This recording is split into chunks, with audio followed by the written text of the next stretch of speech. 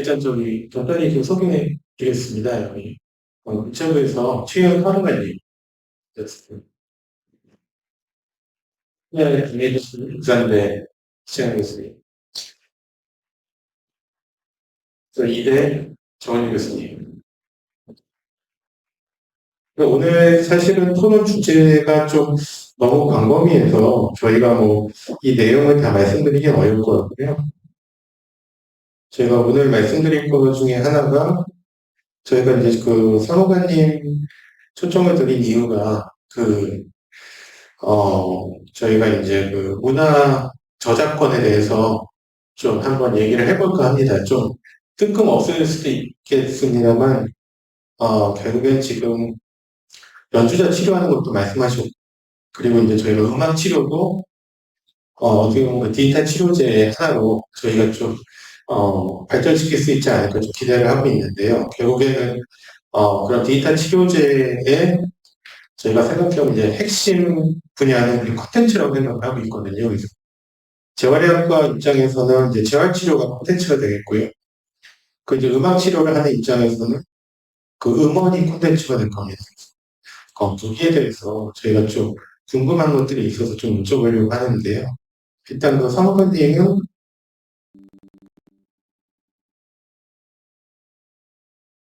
5월 것이고 저희 그 저작권이 있다면 역으로 사용하는 사람들 입장에서는 그 저작권 비용 때문에 그 이제 콘텐츠를 또 사용하기 어려울 것 같은데 여기서 혹시 견해가 있으시면 자유롭게 좀 말씀해 주시면 감사하겠습니다.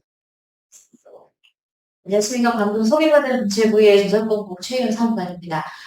오늘 이렇게 초대받아서 그 저작권에 대한 의견도 드릴 수 있게 돼서 영광이고요. 방금 이제 현 교수께서 말씀해 주신 것처럼 이 의료와 저작권이 어떻게 연결되는가. 보통 이제 특허나 이런 부분들은 굉장히 익숙하실 텐데, 디지털 그 치료제 이 분야에 대해서 저도 이제 처음 알게 되고요. 보니까 디지털 치료제를 만들 때 음악을 이용해서 만든다. 그 다음에 그것이 결과물로 인해서 치료제가 되었다.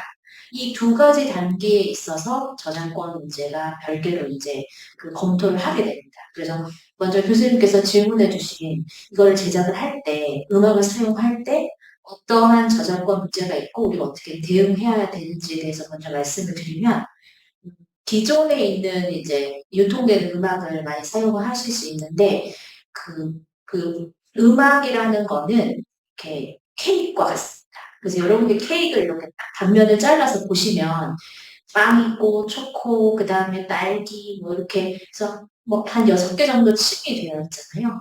지금 여러분들이 그 기존에 만들어진 음악을 들을 때는 그 안에 연주자님 너무 잘 아시겠지만 작곡가 이제 한 빵이겠죠. 그 다음에 연주하시는 분들, 그분들이 바이올린이 한음일 수도 있고, 또 쿼르tet일 수도 있고, 그러면 그것마다 또 층이 이렇게 있고, 그 다음에 그거를 이제 녹음해서 고정하는, 그래서 우리가 들을 수 있게 그 하는 주체가 또 이제 맨 위에 이렇게 ICT라든지 그런 거 쌓이죠. 그걸 우리가 하나를 쫙 잘라서 이렇게 포크로 이렇게 해서 먹잖아요.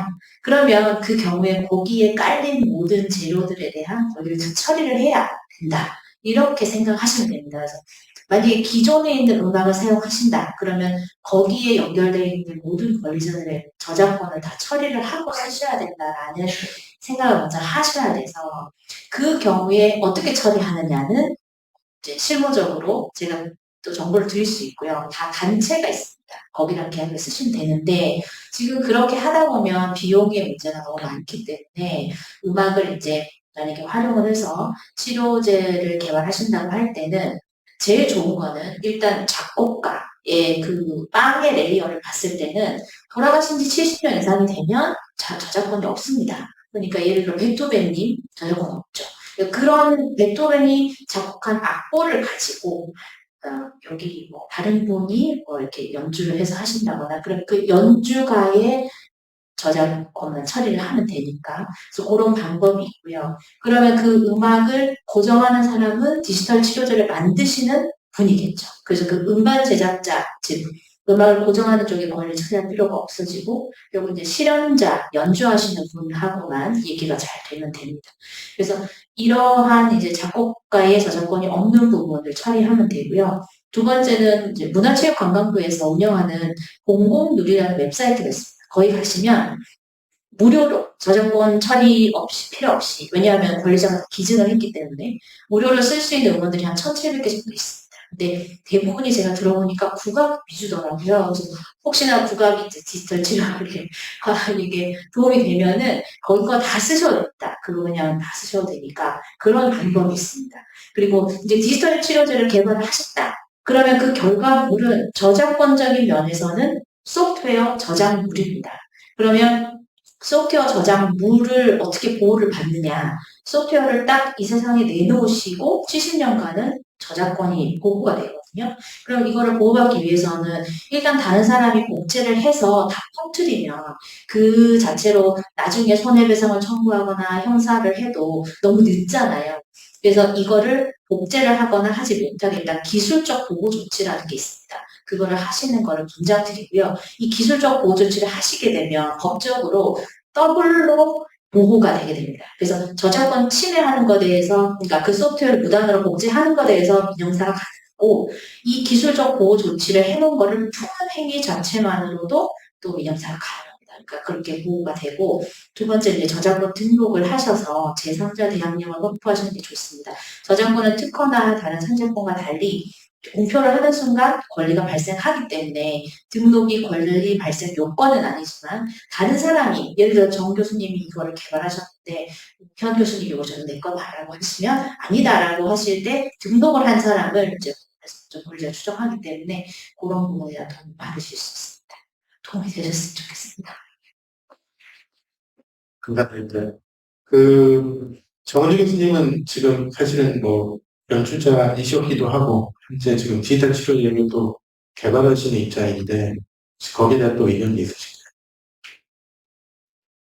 사실은 음악 치료에서 사용되는 많은 곡들이 기존의 곡을 있는 그대로 활용하기보다는 환자 개인의 어떤 성향이나 선호도를 충분히 고려하고 이분들이 가지고 있는 치료적인 필요를 그리고 기능을 고려하기 때문에 사실은 음악을 저희가 작곡해서 쓰게 되는 경우가 굉장히 많이 있고요.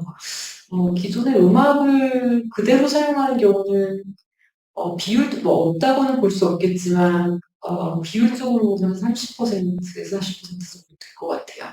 그래서 사실은 디지털 치료제를 저는 지금 현재 개발을 하고 있지만 기존의 부분은 거의 활용하기가 어려워서 지금 말씀하신 저작권 문제도 있고 그리고 이제 굉장히 그 특정 다수의 사용자들을 저희가 대상으로 치료제를 개발하기 때문에 이분들이 가지고 있는 굉장히 많은 개인 변이들을 고려를 해서 음악을 만들고 있고 아니면 이제 요즘에 AI 컴포지션도 굉장히 많이 기술이 좋아지고 있기 때문에 그걸 기반으로 그 개인 맞춤형 음원을 만들어내는 이런 쪽에 조금 더 초점을 맞추고 있습니다. 그러면은 지금 AI 말씀이 나왔는데, 저희도 그냥 손쉽게 접근할 수 있잖아요. AI를 통해서 뭐 작곡도 할 수 있고, 편곡도 할 수 있고. 그런 음원들은 어떻게 저작권이 인정이 될까요? 네, 정말 시의적절한 질문을 해주셨는데, 이 AI를 가지고 이제 여기다 학습을 시켜서 결과를 만들어내는, 그것도 이제 결국 생성형 AI를 활용하는 건데, 생성형 AI랑 관련돼서도 아까 말씀드린 것처럼 딱 두 가지 면의 저작권 문제가 있습니다. 처음에 AI를 트레이닝을 시킬 때, 이 저작물을 걔한테 넣을 때, 이 저작물이 내 것이 아니라 남의 거를 허락 없이 넣는 것이 이제 문제가 되느냐의 문제인데요. 작년 12월 27일에 저희 문화체육관광부에서 생성형 AI 저작권 안내서라고 이제 어떻게 보면 세계 최초로 정부가 이제 발간을 했는데 거기에 따르면 기본적으로는 저작권이 살아있는 다른 사람의 저작물을 투입을 해서 학습을 시킬 때는 이용을 받아라 기본적으로. 그게 이제 기본 입장이고요. 그런데 지금 교수님 같은 경우는 거의 70% 이상을 이제 작곡을 하셔갖고, 그리고 그 데이터를 자꾸 넣어서 또 AI를 하시잖아요. 그래서 그 단계에서 저작권 문제가 없어 보이고요. 그렇게 해서 AI로 이제 만들어진 그것에 대한 저작권이 있는가?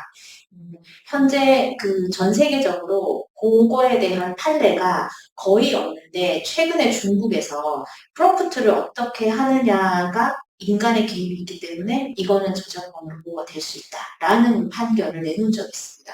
그래서 아직까지 이제 확정된 판례는 없지만 이렇게 투입하신 어떤 인간의 사상이나 감정의 정도에 따라서 AI가 산출한 저작물의 저작권 보호, 그러니까 이 이제 디지털 치료제가 소프트웨어 저작물로서 보호가 될 수 있는가 결정이 될 것으로 보입니다.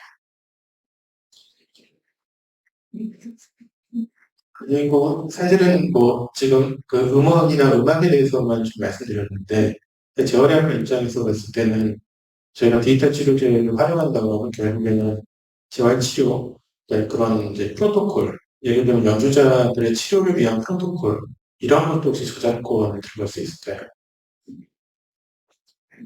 네, 교수님 질문이 정말 로스쿨 시험 문제처럼 정말 핵심을 많이 짚어주셨는데요.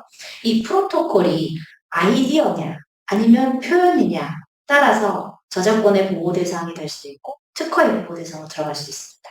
근데 이제 제가 이 분야를 잘 몰라서 치료를 하는 프로토콜이라는 게 어떤 책에다가 요렇게 순서로 하고 요렇게 하면 이렇게 한다. 아까 우리 교수님께서 보여주신 뭐 치료 방법이나 그렇게 구체적으로 표현이 돼서 쓰인 그 자체는 저작권 외 보호 대상입니다. 근데 이런 노인 환자의 경우에 이런 방법을 써서 이런 방식으로 이렇게 한다. 근데 그게 다른 사람이 교수님이 쓰신 거를 이 교수님께서 노인 환자인데 약간 변형해서 그런데 그 방식은 비슷하게 해서 다르게 적으셨어요. 그러면 그거는 저작권의 그 영역이 아니라 아이디어의 영역이죠. 그래서 그건 이제 특허의 분야로 들어갑니다. 그래서 그 부분을 만약에 저작권으로 보호를 받고 싶으시다면 책을 쓰시는 것을 권장드려요. 논문이나 맞습니다. 예, 감사합니다. 그리고 저희가 좀 그 다음 필요에 좀 넘어가면 좋을 것 같은데요. 지금 오늘 뭐 연주하시는 분들도 오셨지만 그 저희가 이제 예술의학회의 이제 중요한 목적 중에 하나가 아까 뭐 강의하셨지만 연주자들을 위한 치료를 저희가 좀 본격적으로 하려는 목적도 있는데 이찬 교수님 경험이 많으시겠지만 저희가 대부분 연주자들이 사실은 이렇게 전문가를 이렇게 찾아가서 치료를 받을 수 없는 환경이거든요. 그러니까 그런 것들을 좀 활성화할 수 있는 방법이 뭐가 있는지 혹시 좀 의견 있으시면 예. 네, 잠깐 말씀, 저기 나왔는지 모르겠지만 일단은 그 염려를 많이 합니다. 본인이 어떤 치료를 받으면 뭔가 이제 자체가 나의 그 퍼포먼스를 좀 해치지 않을까. 뭐 이런 이제 염려를 하고, 그리고 일단은 심리적인 정확감이 많기 때문에 일단은 그리고 내가 뭐 하면서 이 자체가 남들이 알면 뭔가 좀 불이익이 있지 않을까 해서 숨기거나 잘 하지 않거나 소극적인 치료를 받는 경우가 많습니다. 공통적인 문제는 그래서 이제 의료의 문턱이 너무 높은 거죠. 본인이 찾아가기까지는 일단은 숨기고 본인이 이제 막 하다가 안 되면 더 열심히 하고 또 그게 또 좀 잘못되고 그리고 거기에 대한 어떤 그 조심스러운 것도 있지만 이거에 대한 약간 지식이 조금 없는 것도 있을 수 있고 상당히 보수적인 치료를 하게 됩니다. 그리고 누가 그렇게 하면 거기 막 올렸다가 누가 뭐 운동하면 다 했다가 누가 뭐 다치면 다 안 했다가 그래서 그러니까 수입 자체도 그렇게 고정적이지가 않고 또 불안정한 직장도 있고 보험 자체도 충분히 커버가 되지 않습니다. 의료보험 제도가 불용하고 만약에 직접 하면은 MRI 비싸죠. 뭐 어떻게 실료하면은 뭐 또 잘못되지 않나요? 하고 걱정만 하고 사실 그래서 제가 요즘에 하고 있는 것은 진료를 하지 않고 상담을 합니다. 상담. 제가 금요일 날 오전은 제가 예술가 치료 세션인데 상담을 하면서 제가 이제 뭐 이렇게 다양한 것들도 들어주고 그러면서 이 자체가 원하시면 진료도 하시고 저희가 보겠습니다. 저는 문제점만 봐도 그냥 제가 알고 있는 건 막을 필요한데 이걸 만약에 정확하게 이렇게 하시면 좀 좋지 않을까 해서 상담 시간을 가지고 진료로 이어지기도 하고 상담으로 하시고 집에 가셔가지고 리트레이닝을 하는 어떤 소스로 보이기도 합니다. 그리고 이제 그래서 어쨌든 제가 생각할 수 있는 건 문턱을 좀 더 좁히고 거리 좁히는 게 좀 먼저 돼야 되지 않을까. 그리고 이제 뭐 옛날에 그 보시면 뭐 우리 동네 가까운 명의가 어디 있나 이렇게 뭐 프로그램도 있었는데 그분 우리 동네 이런 거 보시는 분이 어디 있나 이렇게 하면은 잘 못 찾죠. 아직은 거기 플랫폼도 좀 없고. 그래서 플랫폼도 구성하고 그래서 저희가 이제 학회하는 목적 중에 하나가 그렇게 하는 사람들이 많으면 이 자체를 이제 어떤 정보도 주고 이렇게 좀 연결시킬 수 있는 교두보가 되지 않을까 생각해서 저희가 얼마 전 나중에 부장님이 말씀하시겠지만 연대왕이 지금 또 MOU도 지금 추진하고 있고 정기적 만남도 하고 있습니다. 어떤 환자가 있으면 계속 한 번에 끝나는 게 아니고 프로파일링 하는 거죠. 여러 번 만나서 조금씩 계속 듣고 오늘도 제가 클랜드 연주자 한 30분 듣고 왔는데 그리고 그 다음에 저희가 또 하는 거 있죠. 그러니까 여러분이 이제 보통 항상 보시면 유소년, 청소년, 고등학생들이 더욱더 심합니다. 그분들은 뭐 너무너무 열심히 하지만 아주 그냥 사각지대에 있습니다. 그래서 뮤직캠프를 가서 우리가 교육하는 거, 학부모를 대상으로 이렇게 좀 환경을 조성하는 거, 이런 것들도 상당히 좋은 것이 되겠습니다. 그럼에도 불구하고 상담에 대한 습관은 없고 시간은 정해져 있고 그래서 개인의 열정이 어디까지 계속 갈 것인가. 그래서 이게 약간 뭔가 또 다음 단계 넘어가기 위해서는 어떤 제도적, 행정적 좀 그런 이제 것이 많이 뒷받침이 되지 않을까. 그리고 이제 대학원생은 저희가 좀 정직 교수님께 말씀드리는데 대학원생이 좀 많이 참여하면 리서치 프로젝트나 그런 것을 해서 뭔가 또 이제 접점이 또 있지 않을까 생각하고 있습니다. 네, 감사합니다. 저는 개인적으로 생각할 때는 이게 저희 학회가 뭐 이렇게 오프라인 모임도 좋은데 온라인으로 이렇게 연주가들을 치료하는 그런 영상을 만들어서 유튜브 같은 데 올리면 어떨까. 그렇게 해서 뭐 하는 방법도 저는 좋다고 생각하고 있고요.